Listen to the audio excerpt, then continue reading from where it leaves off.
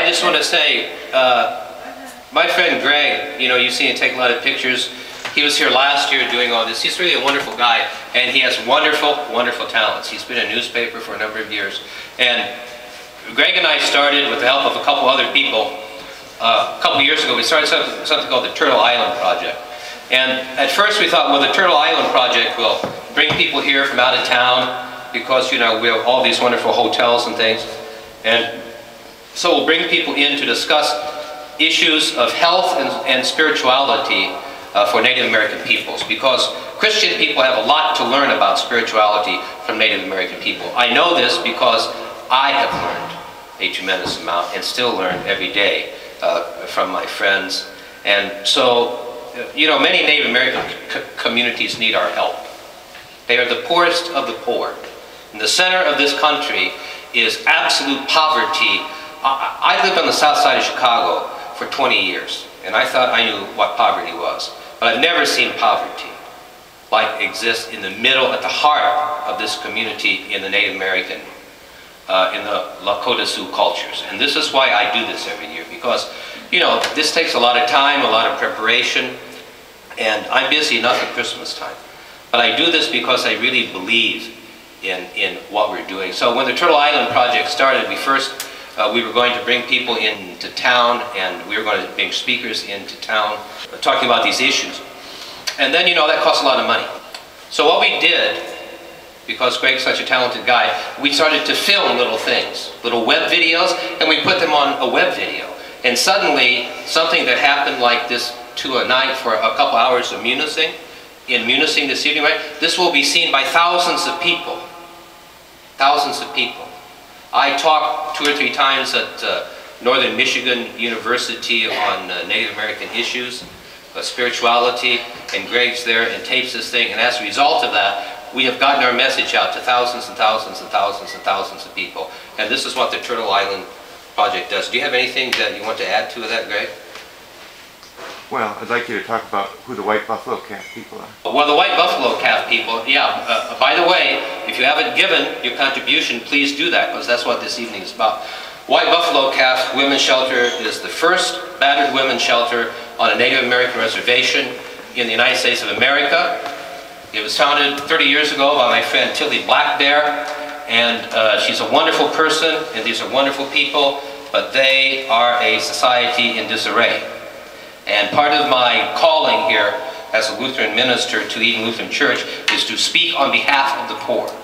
And that's what I try to do on a regular basis. So I really encourage you to give on the way out, if you haven't given, to this wonderful, wonderful cause, to these wonderful people. Go ahead. I wanted you guys to know some stats on this, because that's what shocked me as a white guy living here in the UP.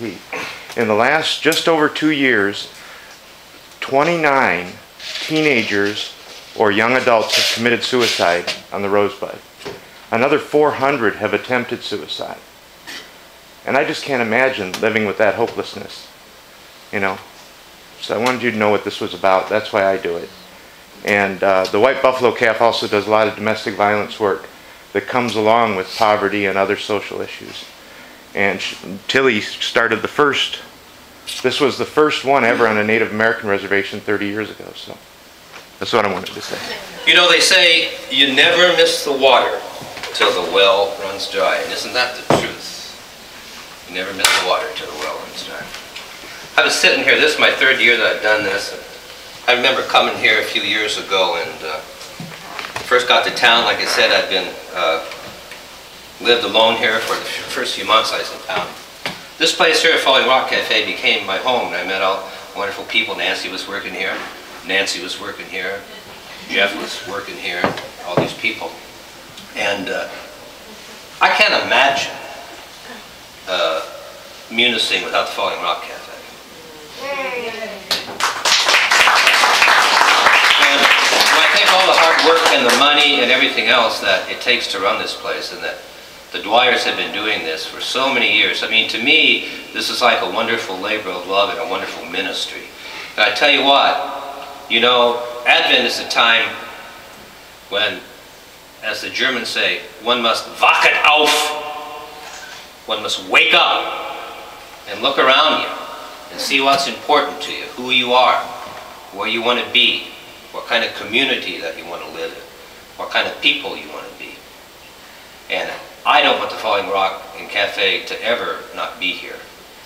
And so I have a $100 contribution to become a friend of the Falling Rock. Now, Jeff, I don't want you to cry, please. Hold your tears. Hold your tears. But I encourage all of you to do the same, because if this place no longer exists, then where are we going to get together? I started this song the first Christmas I was here. Deb was still working in Chicago, and it was snowing one night, and I was missing her, and so I wrote this song. And it was supposed to be like a love song.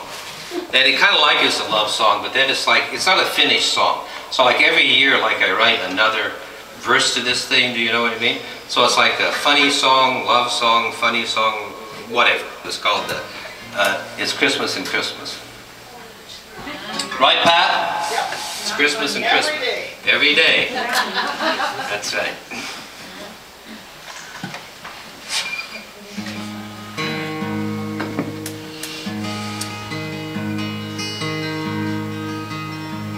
Well, it's snowing tonight down on Munising Bay,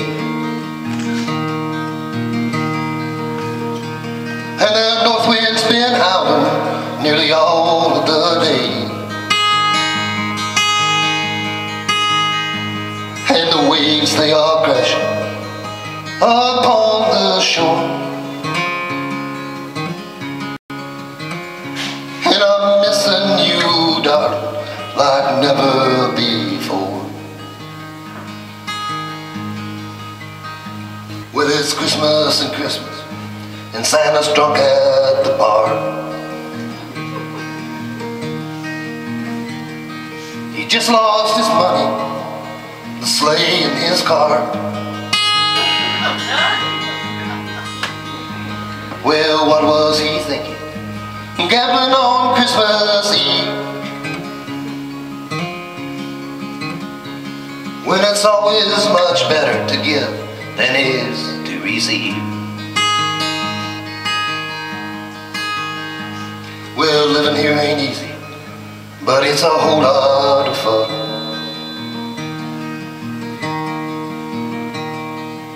The drugstore sells whiskey and the chicks carry guns, and the people, well, they're friendly nearly all of the time. And that sweet little Presbyterian minister's still driving me out of my mind. I see snowmen dancing on the side of a wall, Christmas carols playing down at the town hall,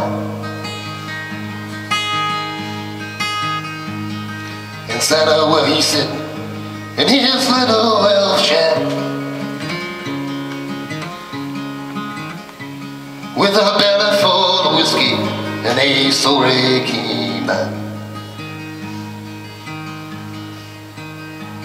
Well, it's snowing tonight down on Munising Bay,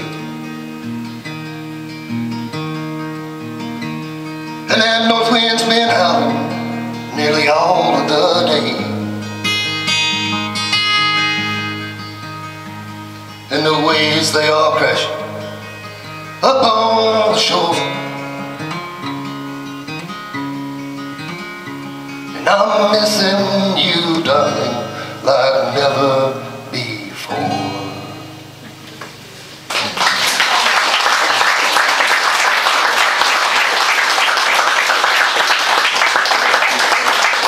That wraps it up here at Lake Wobegon. Thank you all for coming. Merry Christmas.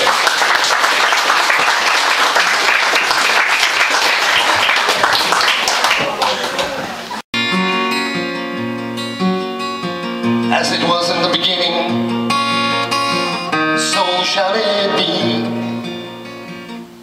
What you do to your brother,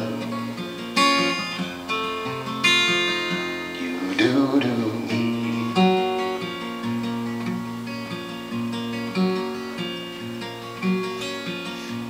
So blessed Spirit, won't you help